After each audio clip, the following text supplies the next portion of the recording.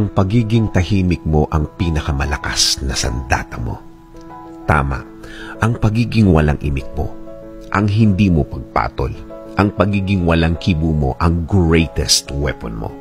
Habang patuloy ang pagsira ng ibang tao sa'yo, akala nila mahina ka, akala nila wala kang kalaban-laban, akala nila para kang hangin lang. Kahit naman ang hangin kapag naipon, nagiging bagyo. Pero ang naipon mong lakas, sa iba mo gamitin. Gamitin mo ang naipon mong lakas sa diretsyong gawa, diretsyong trabaho. Yung nakafocus ka lang sa gagawin mo, yung nakatuon ka lang sa gusto mong plano na matagal yun ang nabuo ng Diyos. Ayaw din kasi niyang nawawala ka sa focus. Gusto pa din niya na hindi ka mawawala sa focus.